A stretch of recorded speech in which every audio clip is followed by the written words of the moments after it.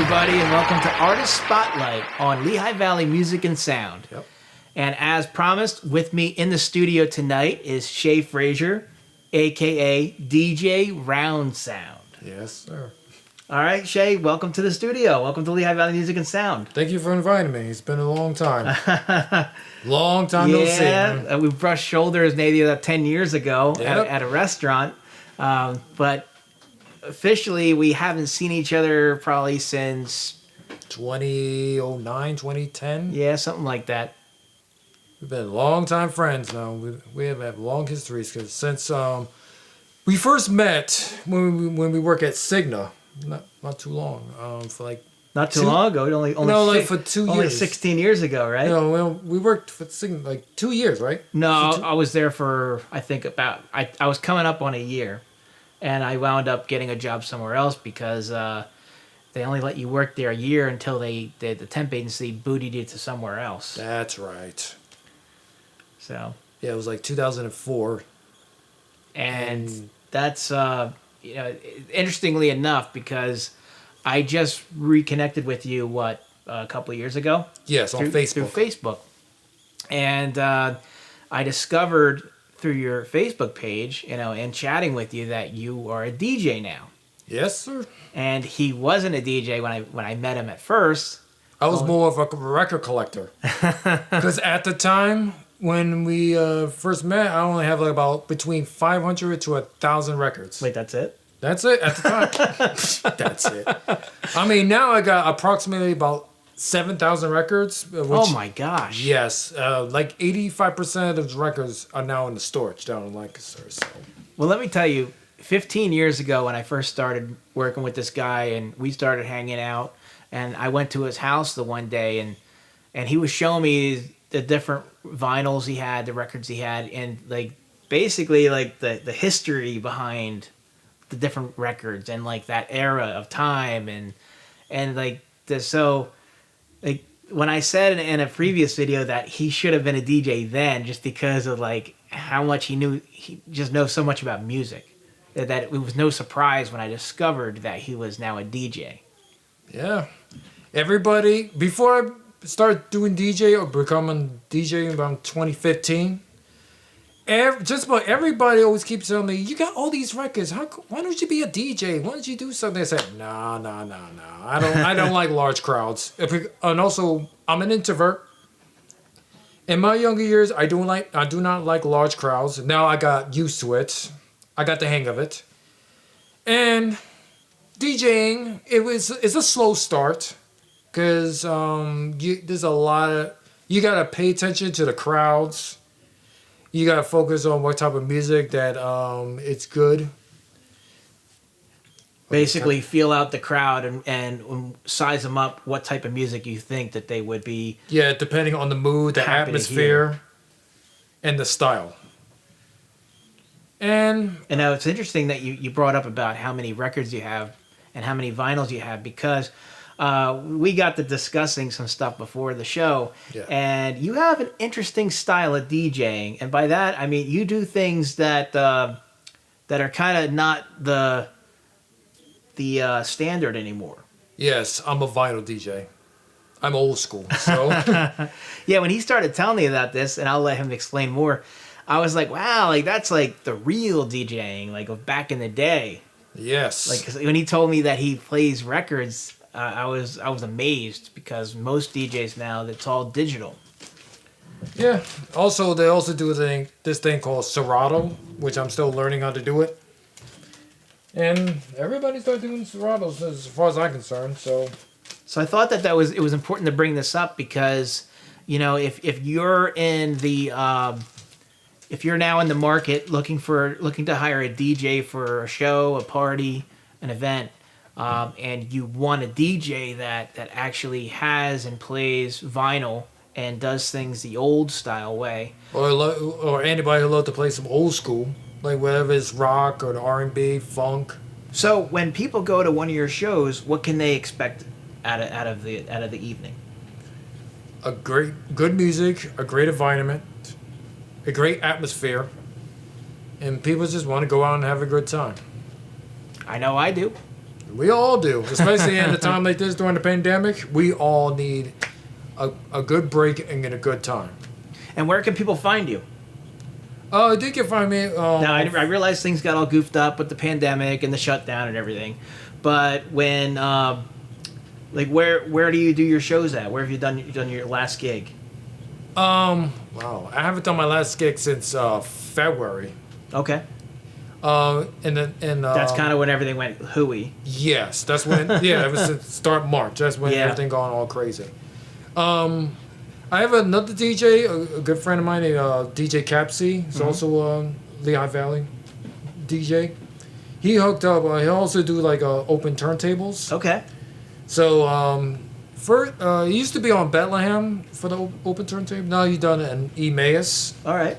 So whenever I had time or have any opportunity to go down there, because due to work, I might show up doing DJs down. Nice. down So you there. stand in every now and then. Yeah, it's like a 30-minute. Okay.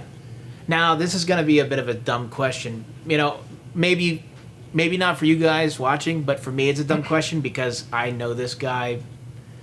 I'd like to say I know him well. Like for 15 years. So, what? Like I said, this is kind of a dumb question coming from me, but this is for everybody else. What made you want to get into DJing? Well, other than people, including my ex-girlfriends, keep pressuring me that I should be doing DJ because they love my mix. I've done some mixtapes or mix CDs, and they loved it, and they always keep asking me, why can't I do DJ? Why don't you do DJ? Your mixes are good. People loved it. And also, I always wanted to do DJs ever since I was a kid. I mean, it's tough because A lot of competition. Because, like you said, you're an introvert, and Yes, that too. people have a hard time believing this, but I'm also an introvert. Yeah, and, he is. And He is. I don't like large crowds either. And We both take a while to open up. yeah, and you know, it's funny because I have anxiety when it comes to large crowds. And I told my one friend that years ago while at the pub, and he laughed. He laughed at me, and it wasn't because he was making fun of me. He thought I was joking. He's like, "What are you talking about? You get up and you sing karaoke, and what do you mean?" It takes time. But like, what do you mean you have anxiety? But I told him, I said, I fight it. I said, I am so nervous the whole time, but I enjoy singing that much that I force myself to do it, and I've gotten good at hiding it. Yeah. And I think that takes a lot of time and a lot of practice. a lot of practice because it's kind of like with being a performer. You don't realize it, but a lot of people who are performers get butterflies in their stomach before they go on stage. Yep. They get nervous, and then they naturally loosen up once they're on stage. And of course, you feed off the audience. Yes. So when you know, and I'm sure you know And this. and it comes naturally too. And once you see that the audience is, you know, quote unquote on your side, you know, like maybe they love the music that you're playing and they're dancing and they're smiling and you're like, oh great, you know, so that you probably relax a little bit once you get to that point. Yes. You connect with the crowd. You can understand how the crowd feels. The more you connect with the crowd and understand what the crowd is, the more they will love to come see you again because they feel like family to them. That makes sense, and as I know we were discussing this before the show, that you know, when it comes to DJing, there's all kinds of DJs out there, and and one of the things that makes a good DJ is not playing the music they necessarily want to listen to, but playing the music according to their audience. Yes. You know? Depending on the type of personality and the type of group that you're going to perform. I mean, you can't play a hip-hop music to a country music lover. Right. You know, it's like I was saying how years ago I belonged to a private club and I went to different bars, and depending on the crowd, it depended on what I played on the jukebox, because like Chey, I like all kinds of music. So I'm happy no matter what genre I play, you know, for the most part I like a little bit of everything. So when I go to the jukebox, the same as DJing, you want to play to the audience, because what good does it do if you're playing music nobody wants to hear, Or nobody don't want to hear. and now they're just staring at you, giving you dirty looks. Oh yeah. Trying to kill the mood there. So how can people get in touch with you? Like if they, like they're watching this now and they're like, man, DJ Round Sound, aka Chey Frazier, I love the shirt. Can you find that? Hall and Oates. Yeah, as soon as I saw that shirt, I was like, nice shirt. So if people are watching this video right now and they're like, man, I want to hire that guy for my next party or event, how can they get a hold of you? How can they find you online? They can go on Facebook on Chey Frazier. Okay. Yeah. And also on Instagram on DJ Round Sound. All right. And those links will be in the description of this video. So if you want to go find him, you know where he is. Yeah. And also, I brought some records that's too. right. Yeah, that's right. I brought some records just in case you folks want to know That's what kind of right. music I DJ. I told you guys in the last video that he was bringing some rare vinyls. Oh yeah, I got some like Funkadelic, Nice. some really classic ones. Really cool. Yep, famously sampled by like Charcoal Quest. And You know what else that this just reminded me of was that you're also a graphic artist, yes, I am. and you really loves album art, Album art, all types of album cover art. Yep. So, if you're in need of a graphic artist, he does that as well. I mean, and also if you like to listen to some good old school rarities, I got some original 1968 original record, a pre Motown from the Jackson 5s. I never even heard of that song before. Yep, it's worth a lot of money. So. Wow. And this was before they got signed on to Motown. Yes, it's from 1968 or early 1969. Wow.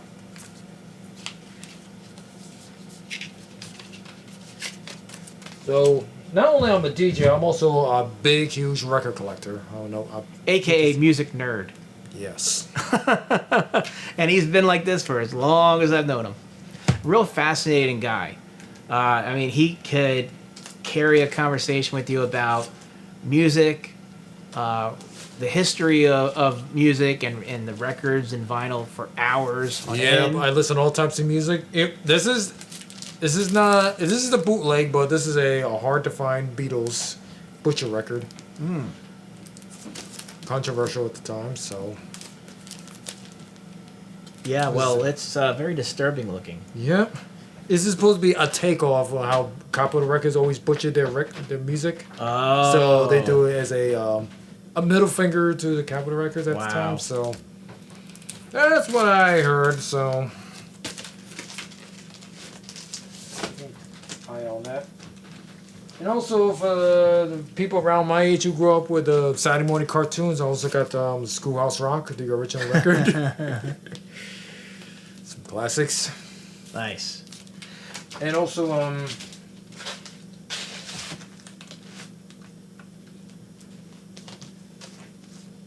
if you grew up with old school hip hop like me, you also got some Wu-Tang Clan.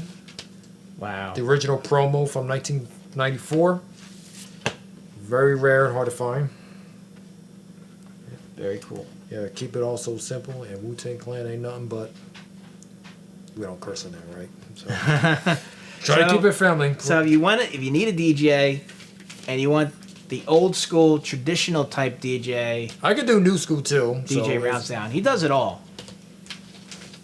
But I think it's so cool. Like when I found out that he does DJing with vinyl records still, because I didn't know DJs still did that. I thought that was the way of the past. Especially because a lot of DJs, a lot of really good DJs have switched to digital. Yeah. So I mean, it's really cool in a way, because it's not like